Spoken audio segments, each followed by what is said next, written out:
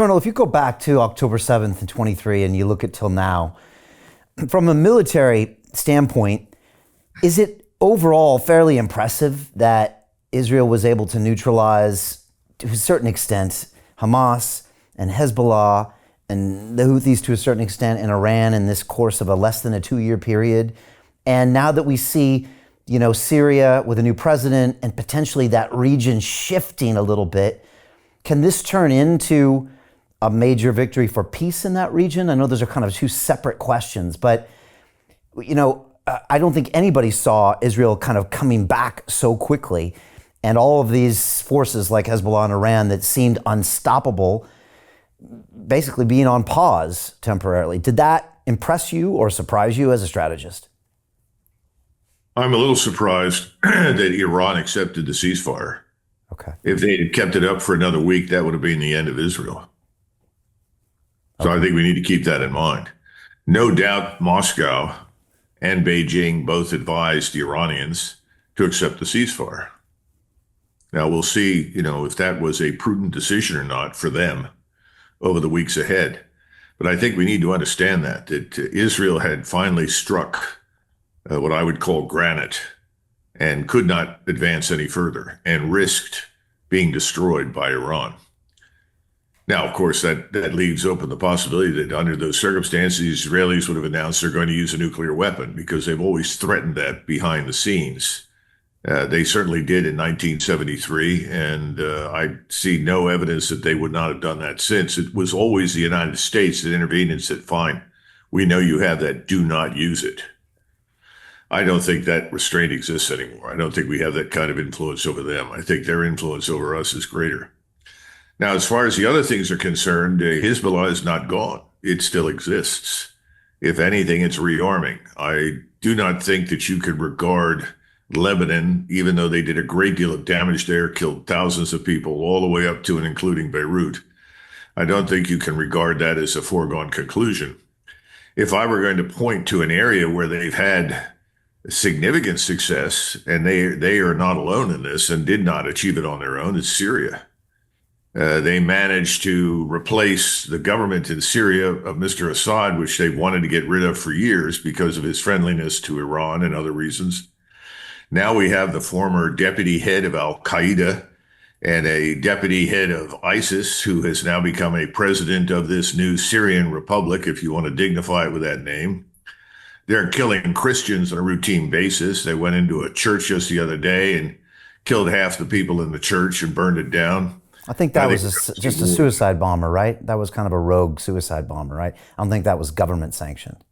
I don't think it was a rogue. Okay.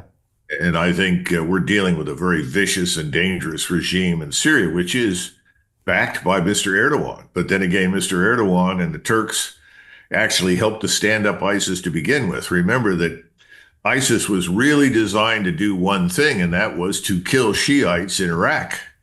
It was not designed to wander all over the map and kill anybody that got in its way.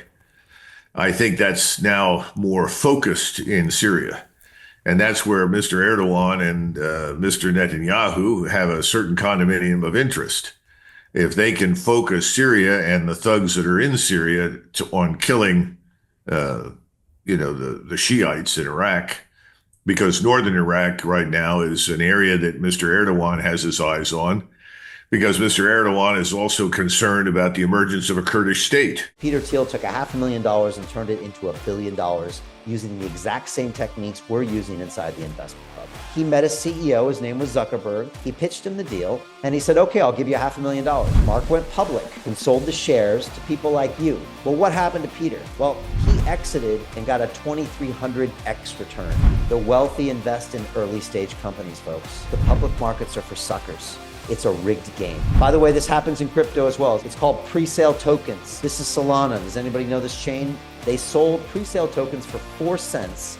And you can see the date on there, April 5th, 2018. Look at Solana today, folks. That thing's up over 1,000x. The media and Wall Street and all these hype people get you to buy the top. Meanwhile, they put their clients in at the bottom and they use you for liquidity to make their clients rich. You can play this same game. You just have to have the financial education and the deal flow. That's it. And you have the potential for that in Syria and northern Iraq. If there's one thing that aggravates him perhaps more than anything else at this stage, it's the possibility those Kurds could come together. We and the Mossad, that is MI6, CIA, and Mossad, have worked very closely with the Kurds. And so this is a touchy area for Mr. Erdogan. At the same time, we worked very hard with Mr. Erdogan to unseat Assad and his government. So I think we have to understand. Which was a success? Do you think that was a success?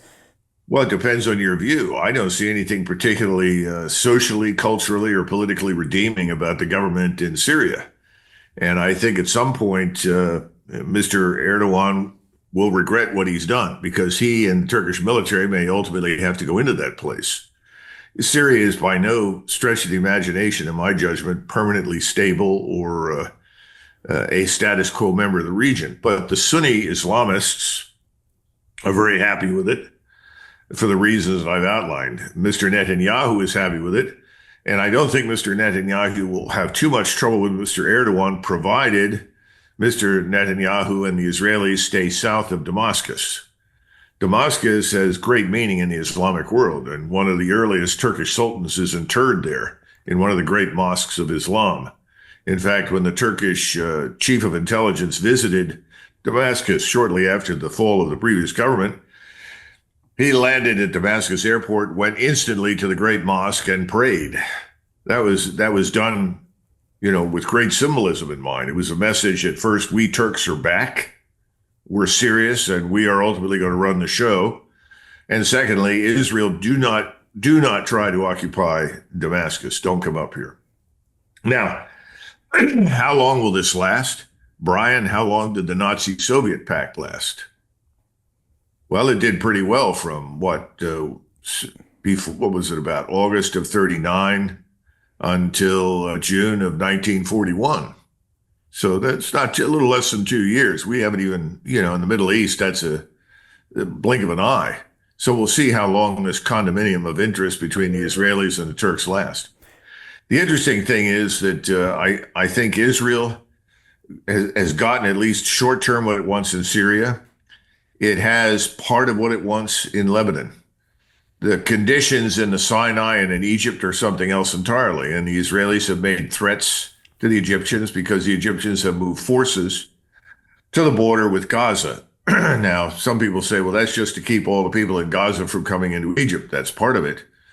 But the population in Egypt is absolutely enraged. This is the largest Arab country in the world. And they are enraged at what the Israelis have been doing to murder the Palestinians by the bushel. And of course, very recently, another example in the West Bank of Palestine, you had a whole village of Christian Arabs. They were all driven out of their homes. Some of them were killed, as I understand it. And then the Israelis burned down the town. So these kinds of things are not going to endear the Israelis to a lot of people. And that's why I say this war is not over. It's just really at the beginning, and it's going to go on. Now, if we can move briefly to the Caucasus, this is much more significant, I think. Hey, I know investing in crypto is scary.